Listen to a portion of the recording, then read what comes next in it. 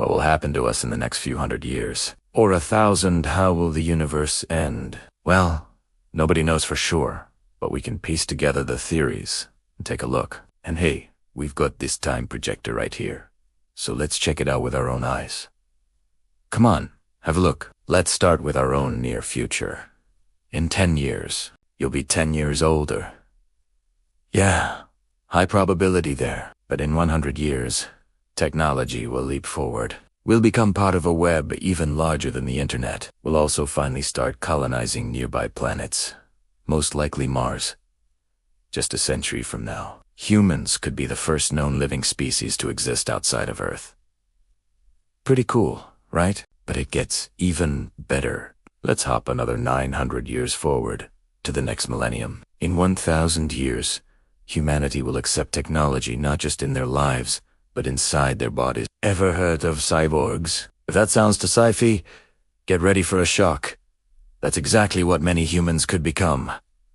And there we go, 10,000 years from today. Antares, the brilliant red supergiant star, will explode in a supernova. This glorious event will be visible with the naked eye, even in broad daylight, if there's still a human eye to see it. Fast forward to 100,000 years in the future. Many of the constellations we know will be unrecognizable because the stars have drifted. Around the same time, Canis Majoris, another super bright star, will explode in a hypernova, much more powerful version of a supernova. And back on Earth, a supervolcanic eruption could cover thousands of square miles in hot magma and ash. In 500,000 years, our planet might get hit by a huge asteroid, about half a mile in diameter. If future humans don't find a way to stop it, it will cause mass destruction.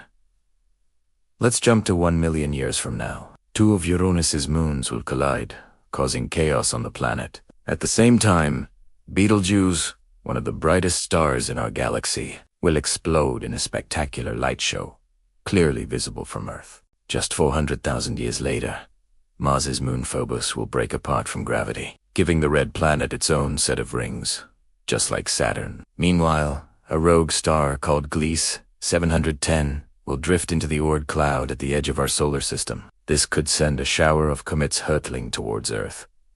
At 110 million years from now, the sun will get 1% brighter. This will slowly heat up every planet in the solar system. By those billion-year mark, the sun's growing luminosity will cause Earth's oceans to evaporate. Life on our planet will cease to exist, except for maybe the simplest forms, which will soon go extinct too. For billion years from now, our Milky Way galaxy will collide with the Andromeda galaxy. The supermassive black holes at their centers will merge into one hypermassive black hole with the mass of billions of suns. This will mark the birth of a brand new galaxy.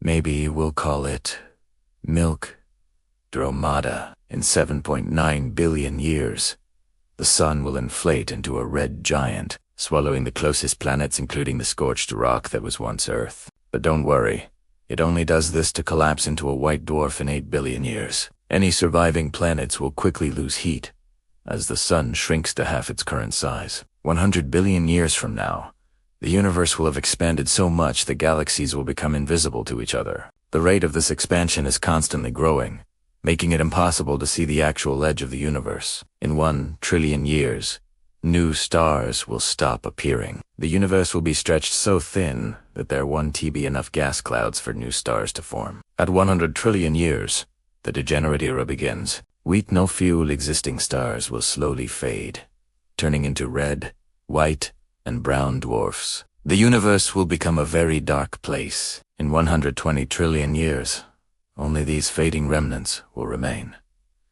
Space will be scattered with cold, dead stars. By 1 quadrillion years, all planets will be thrown from their orbits, left to drift in the cold, dark void. In 1 quintillion years, even the things that were once stars will be ejected from their galaxies, wandering the empty universe. Then, over an almost unimaginable timescale, the very particles that make up matter will start to decay. When they finish, the black hole era will begin. Black holes will be the only objects left, but even they aren't eternal. They will slowly evaporate over trillions and trillions of years. What remains will be an almost pure vacuum, filled with tiny subatomic particles. A vast, incomprehensible ocean of emptiness. For quintillions upon quintillions of years, there will be nothing. This is the dark era, where time itself loses meaning. But then, if we leap forward an innumerable amount of years, what's this? The space seems to be moving. It's rippling. The ripples are getting bigger. But how? This is thanks to something called a false vacuum. No one knows exactly what it is, but if you watch long enough, there it is. The false vacuum inflates and heats up to extreme temperatures, exploding and filling the empty space with new energy, giving birth to a new universe, or maybe even multiple universes. You know, this event as the Big Bang.